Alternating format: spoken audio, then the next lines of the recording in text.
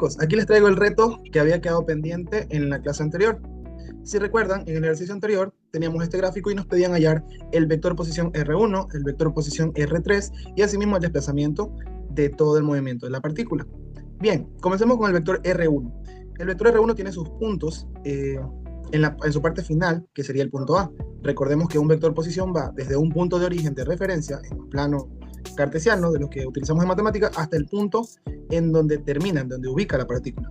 Entonces, al final esto termina siendo una longitud, y esa longitud geométricamente la podemos denotar por la longitud OA, en donde O es el punto 00 o punto de origen, y A es el punto final del vector posición, es decir, donde termina la partícula siendo ubicada. Entonces, la manera en la que nosotros podríamos hallar el vector posición, al menos en su forma rectangular, es hallando cada componente, la componente en X, o en este caso en dirección horizontal, y la componente en dirección vertical o en el eje Y. Entonces, eso lo haríamos restando el punto final menos el punto inicial en cada coordenada, ¿no? Es decir, 1 en X menos 0 en Y. ¿Y por qué Y? Porque el vector Y es el vector que nos define que la dirección es horizontal. Más 2 menos 0, J. ¿Por qué? Porque J tiene la dirección vertical. Es decir, es como si representaríamos cada vector horizontal y vertical reemplazando el eje X y el eje Y. Listo, entonces si hacemos esa resta, me da como resultado el vector posición R1, que sería Y más 2J. ¿Por qué no pongo el 1? Porque al final 1 por Y sigue siendo Y. Listo, eso es en su forma rectangular. Ahora en su forma polar, yo necesito estas dos componentes. Y voy a hacer una analogía a lo que hacemos con los triángulos rectángulos en Pitágoras. Simplemente la magnitud del vector R1 va a ser la raíz cuadrada de la suma de los cuadrados de cada componente. Es decir, 1 al cuadrado más 2 al cuadrado. Y eso me da raíz de 5. Eso para la magnitud, es decir, el tamaño del vector.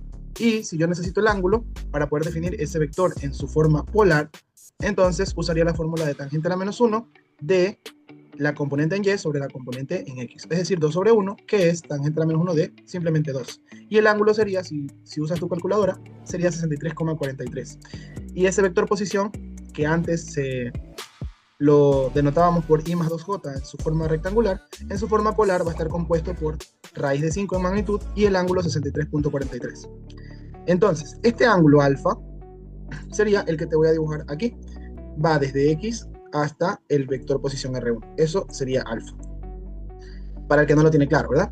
Listo. Entonces, de la misma manera nosotros vamos a trabajar el vector posición R3. Puedes hacerle pausa al video y puedes intentarlo por ti mismo. Cuando lo hagas, tú vas a tener como resultado del vector R3 en forma rectangular 5i más 2j y en forma polar raíz de 29 y un ángulo de 21,8. Eso sería todo. De esta manera definimos los vectores siempre con magnitud y dirección. En este caso, pues, su forma rectangular y en su forma polar también. Listo, ahora me preguntan cuál es el vector de desplazamiento. Pero yo les voy a recordar lo que dice el ejercicio anterior. El ejercicio anterior dice que la partícula se movió desde el punto A hasta el punto B, luego desde el punto B hasta el punto C y luego desde el punto C hasta el punto B. Es decir, acá terminamos y acá comenzamos. Entonces, ¿por qué dibujé la trayectoria de esa manera tan variable, verdad? Es para que se den cuenta de que no interesa la trayectoria de la partícula, sino que interesa simplemente el punto inicial, que sería A, y el punto final, que sería B. No interesa nada más, porque lo que necesito es el vector de desplazamiento, es decir, cuánto se desplazó la partícula, no en qué forma se desplazó. Listo, entonces ese vector de desplazamiento sería la longitud del vector que va desde A hasta B. ¿Cómo hago eso? Resto simplemente las componentes de B menos las componentes de A, parecido a lo que hicimos con el vector de posición, solo que ahora el inicio no va a ser el origen, sino un punto específico, que en este caso es A. Si yo hago eso, voy a tener una resta de 3 menos 1 en Y, o sea en horizontal, más 5 menos 2 en J, o sea vertical. Entonces el vector de desplazamiento queda definido por 2i más 3j.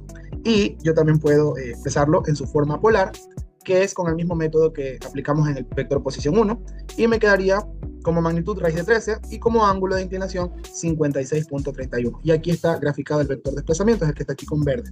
Entonces, chicos, eso sería todo. Reto superado, nos vemos la próxima.